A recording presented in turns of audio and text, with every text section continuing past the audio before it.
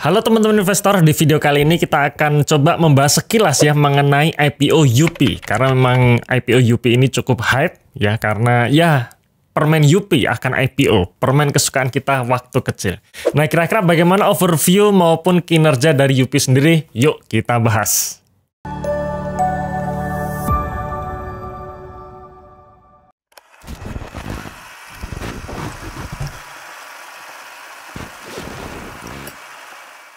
Oke, sebelum kita membahas mengenai overview IPO Yupi ini, silahkan teman-teman untuk download ebook watchlist dulu ya, ebook watchlist kami dulu, karena kami sudah merilis sebuah ebook watchlist yang ini free, bisa di-download secara gratis, di mana isinya ada 3 saham yang menurut analisa kami undervalue, dan juga ada mindset mengenai investasi yang benar ya, hal-hal basic bagaimana investasi jangka panjang yang benar. Jadi silahkan teman-teman download dulu ebook watchlistnya ya, linknya di bawah ini.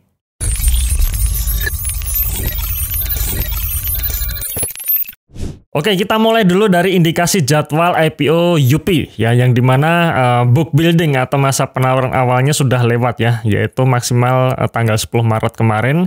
Tapi jangan khawatir, masih ada masa penawaran umum sampai dengan tanggal 19 Maret 2025 yang nanti akan diperkirakan listing di bursa itu tanggal 21 Maret 2025.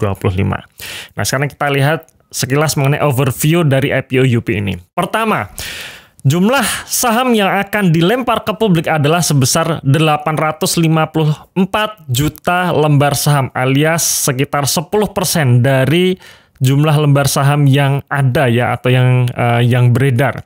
Di mana ternyata dari 854 juta lembar saham itu bukan dari saham portable ya, alias hanya sekitar 256 juta saja atau alias 3% saja yang dikeluarkan dari portable perusahaan. Sedangkan sisanya atau 7%-nya itu dari pengendali. Nah, jadi dari 10% saham yang dilempar ke publik, 7%-nya adalah dari pengendali, sedangkan yang dari portable perusahaan adalah 3% saja. Nah, jadi kira-kira wujudnya ya seperti ini. Ini sebelah kiri ini sebelum IPO. Jadi sebelum IPO, PTSI ya sebagai pengendali memiliki 99,9%. Kemudian Daniel Budiman 0,1%, masyarakat masih 0 ya. Setelah IPO, maka kepemilikan atau jumlah lembar sahamnya menjadi yang sebelah kanan ini, di mana PTSI jumlahnya berkurang ya, dari 8,2 miliar lembar saham menjadi 7,6 miliar lembar saham. Sedangkan masyarakat punya sekitar 10%, 854 juta lembar saham. Nah, jadi di sini perbedaannya ya. Jadi ada sebagian dari saham yang dimiliki PTSI dilempar ke publik ya, 7%. Sebanyak 7% dari angka 10% ini. Ya, alias nah ya, nanti uangnya pun yang masuk ya ke perusahaan, tidak semuanya. Nah, berikut adalah nilai emisinya. Jadi nilai emisinya sebesar 2,1 triliun rupiah, angka yang cukup bagus, cuman harus dimengerti juga karena saham yang dilempar ke publik ini bukan berasal dari portable perusahaan, alias tidak semua duit ini nanti masuk ke perusahaan. Hanya 640 miliar saja yang nanti akan masuk ke perusahaan, sedangkan 1,4 triliun rupiah atau hampir 1,5 triliun rupiah ini masuk ke PTSI selaku dari pengendali Yupi. Dan ternyata tidak sampai di situ teman-teman sekalian ya. Pasca IPO akan terjadi perubahan kepemilikan, di mana PTSI selaku pengendali dan juga Daniel Budiman ini rencana akan menjual keseluruhan dari saham Yupi yang dimiliki kepada PT CCPI.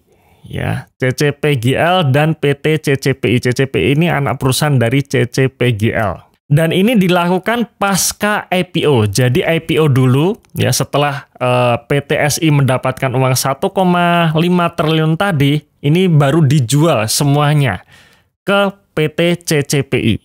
Nah, di sini keterangannya kan akan membeli seluruh kepemilikan saham para penjual sebanyak 7,6 miliar lembar saham, alias mewakili 90% dari saham yang beredar pasca IPO. Maka perubahannya akan menjadi seperti ini. Jadi ini pasca IPO ya, yang dimana tadi masyarakat punya 10%, 854 juta lembar saham, PTSI 7,6 miliar lembar saham. Setelah IPO, setelah PTSI dapat duit 1,5 triliun, maka kepemilikannya pindah ke PT CCPI sebanyak 90% dan masyarakat 10%. Nah, sekarang kan pertanyaannya adalah siapa itu PT CCPI? Nah, kita perlu tahu juga ini siapa pengendali barunya. Karena pengendali yang lama, kalau kita lihat strukturnya seperti ini benar-benar sudah lepas, sudah exit ya. Jadi bisa dikatakan IPO ini sebagai exit strategi dari pengendali lama. Nah, sekarang kita lihat siapa PT CCPI ini. Jadi sejarah singkatnya PT CCPI ini berdiri tanggal 28 Oktober 2024. Jadi ini baru berdiri tahun kemarin. Di mana memang tujuan pembentukan PT CCPI ini adalah untuk akuisisi UPI. Ya, karena setelah berdiri di bulan Oktobernya, di bulan Novembernya terjadi perjanjian jual beli saham ya antara PT SI dengan PT CCPI ini.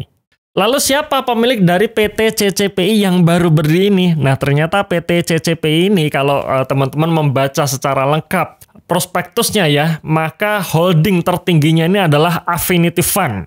Di mana Affinity Fund ini adalah perusahaan yang didirikan di Kepulauan Cayman ya, di Cayman Island, yang fungsi utamanya atau tujuan dari Affinity Fund ini adalah investasi ekuitas. Jadi ini adalah perusahaan investasi ya yang memang membeli ya, bergerak di bidang investasi yang kegiatannya adalah beli-beli saham di berbagai negara di dunia ini.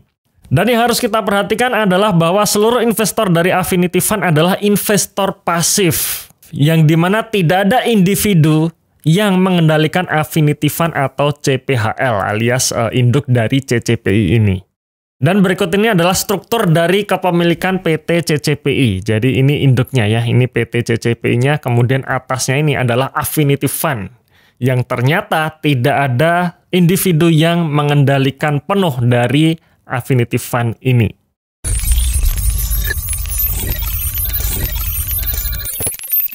Oke, sekarang kita coba masuk ke laporan keuangan dari UPI, di mana kalau teman-teman lihat di sini ya secara neraca ini menurut saya oke ya dan sehat, di mana per posisi terakhir September 2024 aset dari UPI sebesar 2,6 triliun rupiah dan kasnya sekitar 559 miliar ya. Jadi kurang lebih sekitar ya 20% dalam bentuk cash, dan itu bagus, artinya tidak mengalami kekeringan likuiditas ya. Di sisi lain hutangnya pun bisa dianggap kecil ya. Hutang bank terutama yang ini hutang yang cukup berbahaya menurut saya itu sebesar 30 miliar. Dan ini kecil ya dibandingkan dengan posisi kasnya yang tadi 559 miliar. Jadi secara liabilitas ini menurut saya juga sehat. Overall neracanya sehat, tidak ada kekhawatiran akan terjadi gagal bayar entah karena hutangnya besar dan sebagainya. Oke, selanjutnya bagaimana dengan laporan laba ruginya? Nah, kalau kita lihat laporan P&L-nya ya, profit and loss-nya ini menurut saya juga oke. Dimana kalau teman-teman lihat di sini dari sisi pendapatan ya, pendapatannya selalu stabil tumbuh. 2021 ke 2022 naik dari 2,3 triliun menjadi 2,8 triliun, ke 2023 juga naik 3,1 triliun rupiah. Untuk posisi terakhir di tahun 2024, laba bersihnya naik sekitar 30-an% ya. Jadi menurut saya secara kinerja pun ini konsisten tumbuh.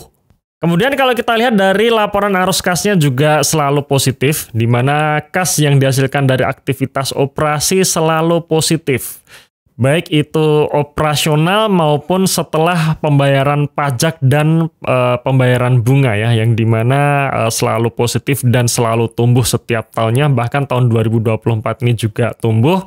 Di sisi lain aktivitas investasinya tidak terlalu besar, artinya kalau terjadi surplus seperti ini ya, surplus antara aktivitas operasi dengan investasi, kemungkinan besar UPI akan selalu membagi dividen. Nah, kalau kita lihat ekuitas dari perusahaan yaitu sebesar 2,1 triliun sebelum IPO ya, berarti kalau kita lihat atau kita hitung-hitung tadi, di mana dari IPO 2,1 triliun tadi sekitar 640-an miliar yang masuk ke perusahaan, berarti bisa dikatakan pasca IPO ekuitas dari perusahaan menjadi sebesar 2,7 triliun rupiah. Kemudian proyeksi untuk laba sampai akhir tahun 2024 bisa kita proyeksi sebesar 640 miliar rupiah, yang artinya perusahaan ini memiliki ROE 23%. Tentu saja ini ROE yang bagus. Nah, sekarang kita hitung-hitungan valuasi nih. Kalau misalkan ya harga dari IPO-nya sebesar atau berada di level 2100, maka ini menunjukkan level PBV 6,5 kali dengan PI rasio 28 kalinya. Kalau misalkan harga IPO disetujui berada di level 2500, maka PBV dari UP ini pasca IPO adalah sebesar 7,8 kali dengan PI rasio 33 kalinya.